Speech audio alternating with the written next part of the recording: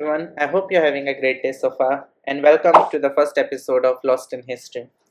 Today, we are going to look at the game between Wilhelm Steinitz and Gunsberg. Few words about the players. We all know about the Wilhelm Steinitz, the very first world champion, known for his very tactical play and also very positional play.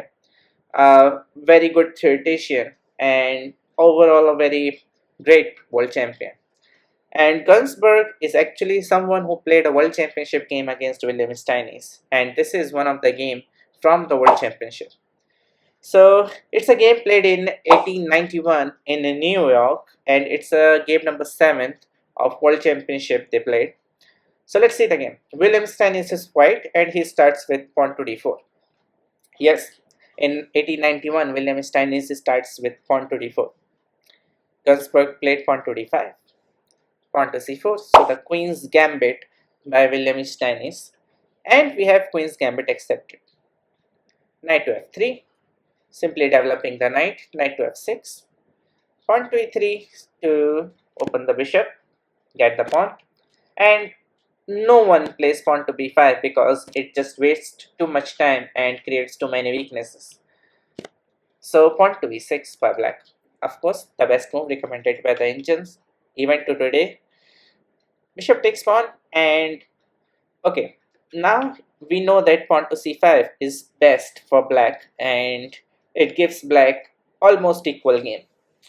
But back in days there was very little theory on anything, especially on Queen's Gambit, and Gunsberg played bishop to b4 check. Makes sense. Knight to c3, developing a bishop with check, and then castle by white. The only problem with black is behind in development, and also white has center pawns. Two center pawns for black's one. That's the main idea of Queen's Gambit anyways. And the bishop on c8 is kinda bad. To address that issue, Gunsberg played pawn to b6 to open that bishop and put it on the long diagonal. Okay, with that last move, Gunsberg created a hole in that c6 square. So Steinitz took advantage of that by playing knight to e5. Now, the knight on e5 is very strong piece. And actually you cannot really exchange off this knight without moving that bishop. So like if you play knight to d7, which is a huge blunder because knight c6 and you lose a piece. Okay, so bishop to b7 played after knight to b5 by Gunsberg, and William Steinitz played queen to b3, pressuring the bishop on b4, and bishop takes c3 by Gunsberg. Here, better move would be queen to e7 because you defend the bishop, and after pawn to a3, only now you take on c3. So there is no bishop to go to a3. So the queen is right now safe on this diagonal, and you can play knight to d7 and continue the game. White is tiny bit better, but all in all, playable position for both sides. But in this position, after queen to b3, black played bishop takes c3, and after pawn takes c3, you realize that you cannot stop bishop to a3 anyways, and now the bishop finds a very good square. So bishop to d5 by black.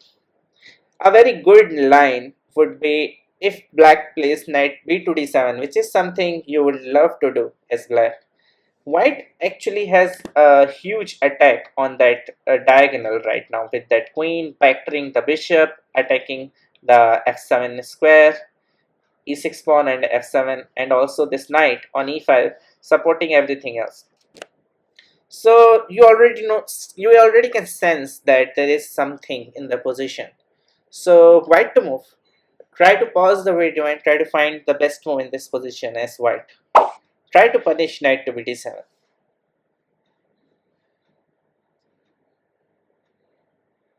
Okay, the move in question is knight into f7.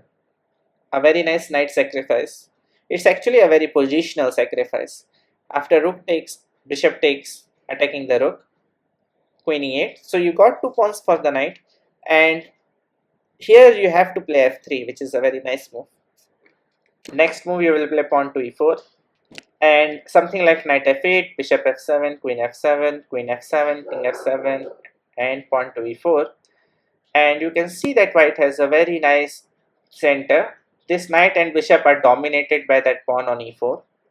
And we have two pawns for two knights. I mean, two pawn and rook for two knights. So material is kind of balanced. Uh, it's it's okay. It's playable for both sides, but white is better. Okay, so that's the problem, and Gunsberg realized that it's a problem and played bishop to d5 to neutralize the pressure of this bishop queen victory. Okay, so bishop takes d5, pawn takes d5, and bishop to a3 by Steinitz, finding a very nice diagonal, rook to e8 because rook was attacked, and pawn to c4, attacking the central pawn again with flank pawn and hoping that black will take the pawn. So after queen takes and rook c1, the pawn on c7 is very weak. So of course black will not take on c4, and black finds a best move in this position, pretty much the only move to be in the game, taking advantage of the fact that the rook is attacking the knight and the pawn is the only defender the knight has. Played pawn to c5, closing down this bishop, and now you cannot take the pawn because this knight hangs. So very nice find by Mr. Gunsberg. Okay, rook a to c1. White is not in any hurry to exchange in center.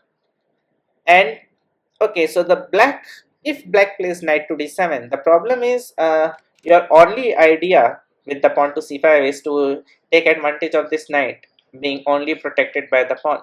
So after, let's say, knight takes d7, queen takes d7, the pawn on c5 hangs simply because there is no more knight on e5.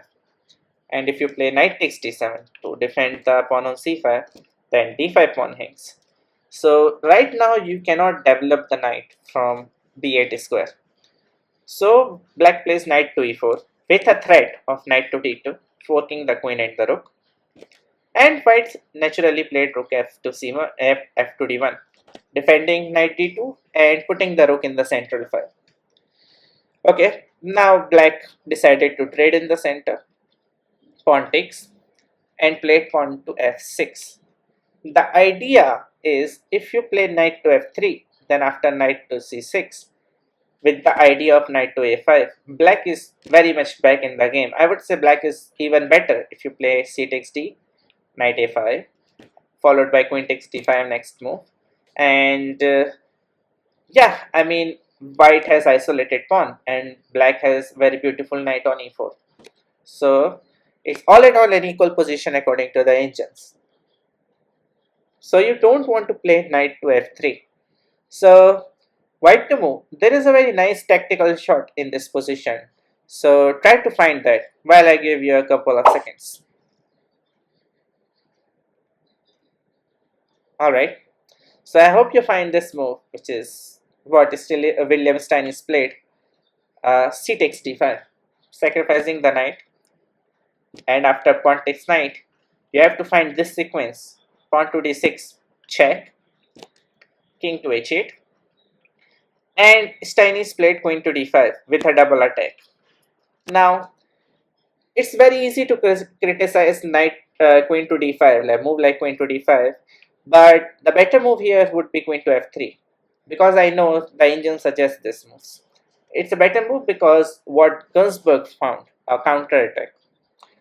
And the idea is still the same thing, but the defense which Gunsberg found would not work on queen f3. So queen d5, and many people here would just develop the knight, give up the knight on e4 and just continue the game, and white is just completely winning in this position.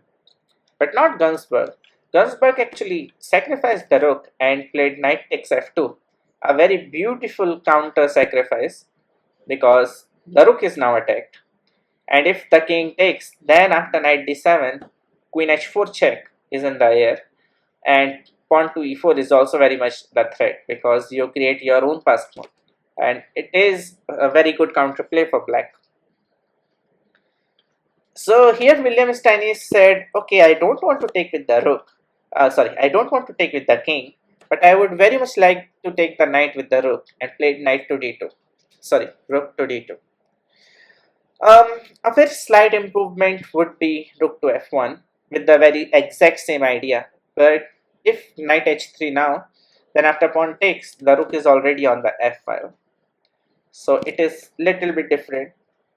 And but I think the idea with rook to d2 is if knight h3 played, by the way, which this is the best move, which is not played by Gunsberg, then after pawn takes, and let's say knight d7, you have rook g2 now, which would not be possible if the rook was on f1. And now the pawn is under attack. You will play this rook to f1, queen to f7, or rook to f7, and you have huge attack, which is true. White is very much in a driver's seat right now. But that was the best Gunsberg had, and he didn't play knight to h3. Maybe he trusted Wilhelm Steinitz a bit too much and played knight to d7. Okay, knight rook takes f2. And maybe Gunsberg thought after knight to f6 and queen moves somewhere, let's say queen to b3, then he will be able to play knight to e4, attacking the rook. And after rook goes somewhere, let's say rook to f1, pawn takes.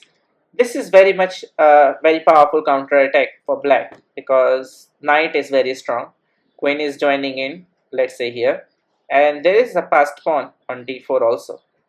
So it is all in all a very playable position for black.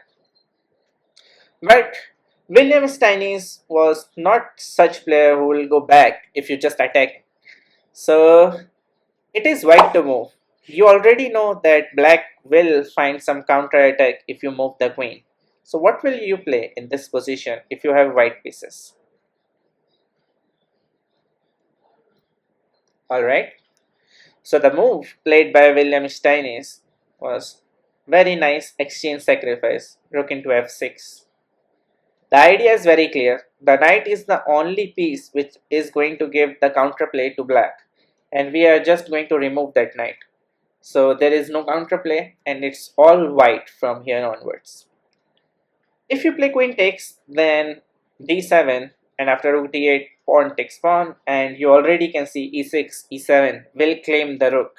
At least it may claim even more piece. So that's just no brainer. You can stop calculating here. So g takes f6 makes a lot more sense. So the pawn is defended by another pawn. And here Steinitz plays d7, attacking the rook, which will fall with a check, by the way. So rook to g8 and d takes e5.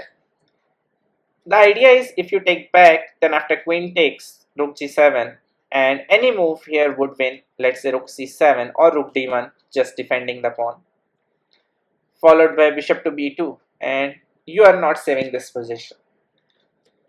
So after d takes e5, black found rook to g5. I must admit black actually find very nice moves in this position. If not for Wilhelm Steinitz finding this very nice reputation, it would be a very nice counter-attacking game. He is attacking the pawn on e5, pinning the pawn on e5. So you have to do something about it. If rook takes e5 lands on the board, it is pretty much equal.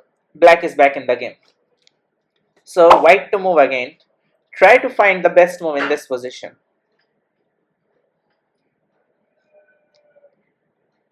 Alright. There are two winning moves in this position. Congratulations if you find bishop to e7.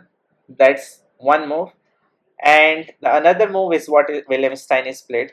Queen takes a8, sacrificing the queen. Very much forced to take back. And rook c8 check. Now if you take the queen, then after pawn takes queen, promote to another queen, you are just up a queen. So you have to bring back the rook. Rook takes queen, and pawn to e6.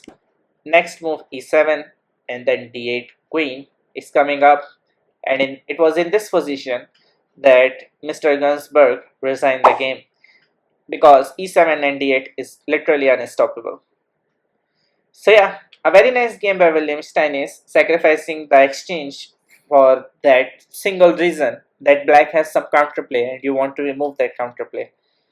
overall a very nice game. So yeah, with that, I hope you like I like this game and like this video, and I will see you on the next one. Bye.